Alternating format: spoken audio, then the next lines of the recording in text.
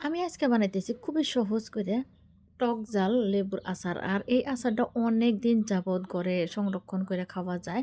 আর এটা সামান্য কিছু খরচ দিয়ে বানান যায়, মানে সামান্য পরিমাণে তেল দিয়ে আর অল্প কিছু উপাদান দিয়ে এটা বানান যায়, আর অনেক দিন যাবৎ খাওয়া যাব।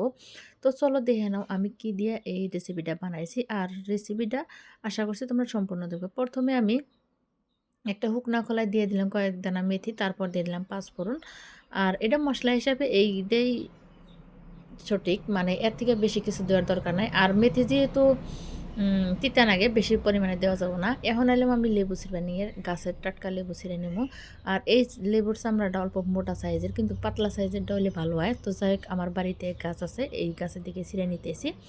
আমি এই সাইজের কয়েকটা লেবু ছিঁড়ে নেব।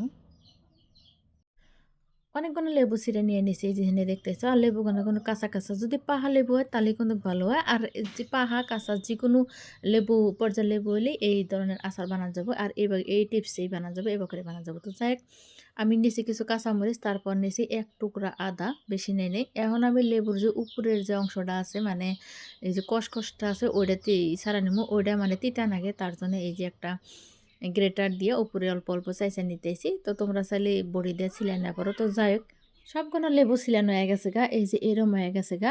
কিছু কিছু অংশ আছে, এটা ব্যাপার না। তো যাই হোক, আমি পানির মধ্যে নিয়ে নিলাম, ভালো করে পরিষ্কার করে ধুয়ে নিব।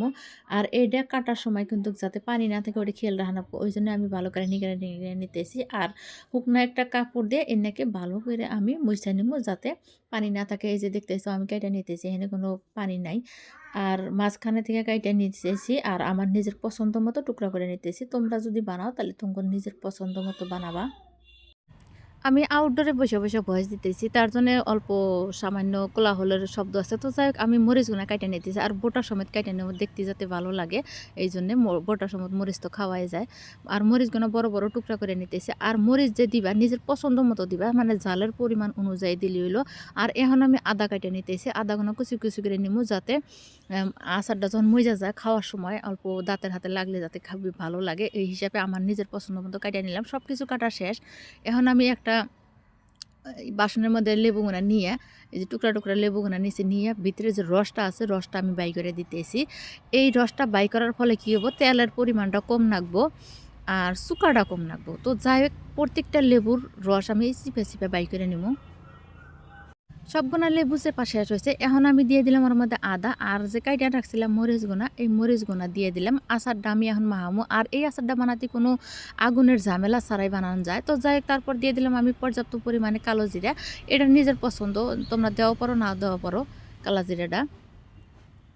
আর এখন যেটা দিয়ে দিতেছি, ওই যে আমি যে মশলাটা ফাঁকি করে রাখছিলাম, ওই মশলাটা দিয়ে দিলাম। তারপর দিয়ে দিলাম শুকনা মরিচের গুঁড়া। আর আমি এই কেনা মরিচের ফাঁকিটা দিছি যাতে কালারটা খুবই সুন্দর আসে, টকটকা হয়, তার জন্য এটা দিছি। আর বাড়িতে থাকাটাও দেওয়া যাবো, ওইটার অল্প কালারটাও কম আসবো, তার জন্য এটা দিলাম। আর দিয়ে দিলাম অনেকগুলো লবণ। এই লবণের পরিমাণে আচারটা খুবই ভালো থাকবো, অনেক দিন সংরক্ষণ থাকবো। তারপর দিয়ে দিলাম হলুদ গুঁড়া।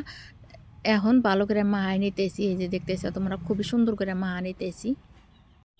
তো মাখানো হয়ে গেছে গা। এখন আমি দিয়ে দিলাম সামান্য পরিমাণে তেল। আমরা যে সবজি খাই না, এই সবজির যেখানে লাগে তার থেকে সামান্য পরিমাণে বেশি লাগে। আর এই লেবুর আচারটা বানাতে এই জন্য তেল কম লাগলো, আমি যে লেবুর যে রসগুনা আছে চিপা চিপা দিছি, তার জন্যে কম লাগছে। তো এখন বানান শেষ, আচারের ঝামেলা শেষ। এখন আমি একটা বয়ামের মধ্যে তুলে রাখতেছি। তো আমি এখানে প্লাস্টিকের বয়ামের মধ্যে নিচ্ছি, কাঁচের বয়ামে তুললে ভালো হয়। তো যাই হোক, আমি এটাকে কিন্তু একদিনে রোদে দিব না, রোদে না দিয়ে এটা অনেক দিন যাবৎ সংরক্ষণ করে খাওয়া যাবো। তোমরা যদি আচার বানাবার চাও তাহলে এরকম করে একদিন বানা খাই দেও, খুবই ভালো লাগবো।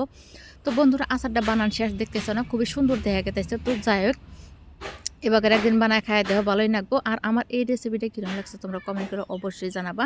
ভিডিওটা যদি ভালো লাগে লাইক শেয়ার কমেন্ট করে দিবা। তো আজকের মতো বিদায় নিতে চাই, আবার আসবো কোনো নতুন রেসিপি নিয়ে। ততক্ষণ তোমরা সুস্থ থাকো, ভালো থাকো, আমার পাশে থাকো।